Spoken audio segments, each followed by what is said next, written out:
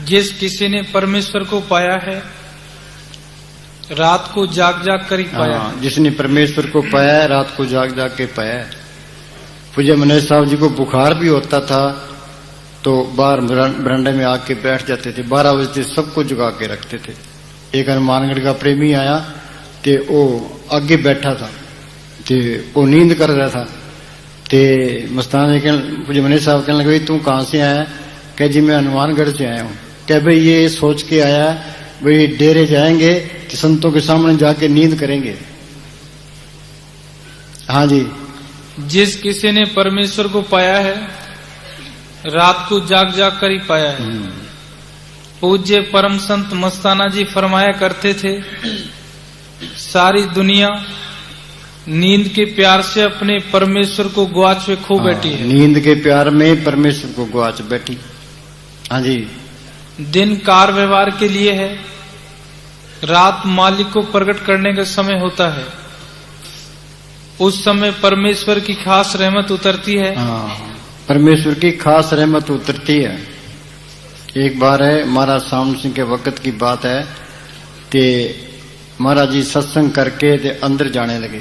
एक प्रेमी कहने लगा जी दया मेर करो। महाराज जी हंस के अंदर चले गए। वो बीबी लाजो साथ थी। वो कहने लगा जी प्रेमी ने बेचारे ने दया मेर मांगी, आपने जवाब नहीं दिया। महाराज जी कहने लगे कि हम दया मेर सबको देते हैं, ये लेते ही नहीं है। क्या जी लेते क्यों नहीं? दया मेर क्या कोड़ी है? क्या वो सतगुरु रात को 2 बजे से लेके 6 बजे तक घर घर फिरता है ते सबको दया मेर देता है। नींद का दया मेर का टोकरा लिए फिरता है। सब सोए पड़े होते हैं या वैसे विकारों में उलझे होते हैं। 2 बजे से लेके 6 बजे तक नींद का पूरा जोर होता है। जो जागता है वो दया मेर ले लेता है। जागत है सो पावत है, सोवत है सो खोवत है। जिसको जागना आ गया सारा कुछ ही आ गया।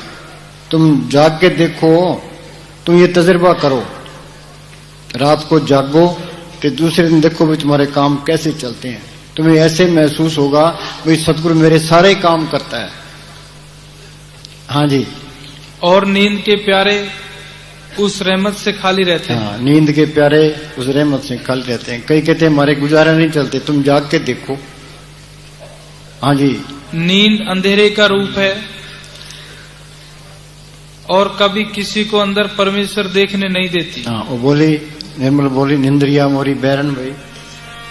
निंदरिया मोरी बैरण भाई, निंदरिया मोरी बैरण भाई, निंदरिया मोरी बैरण भाई।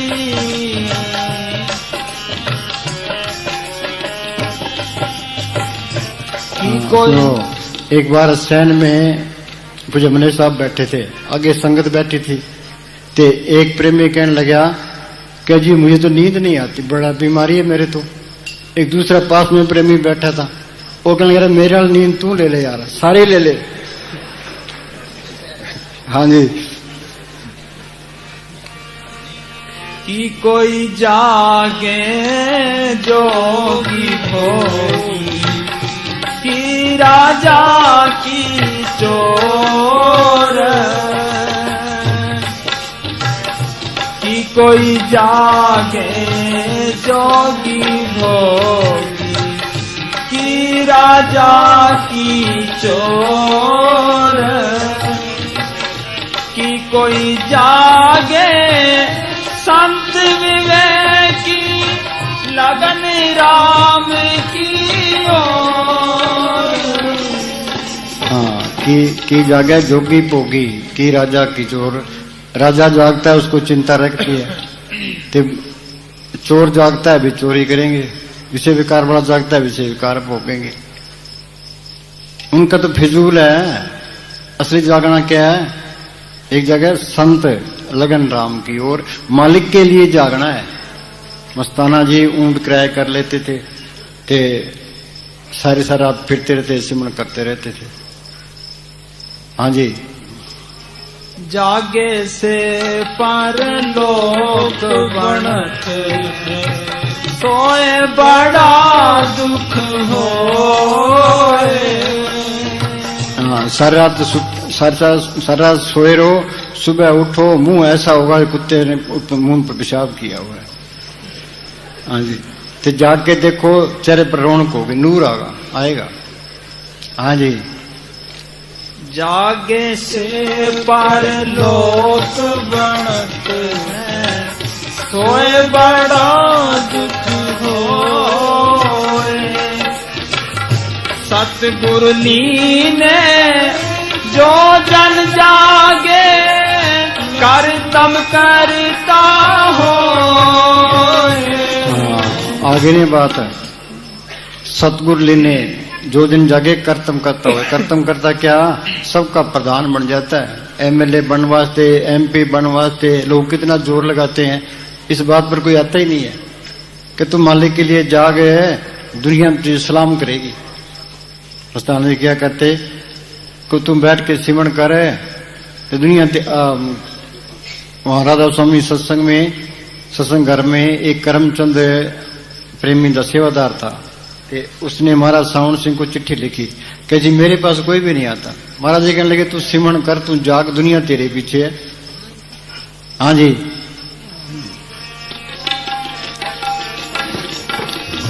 जागे से परलोक बनत है, सोए बड़ा दुख होए। सतगुरु लीने जो जन जागे, करतम करता हो। करतम करता हो।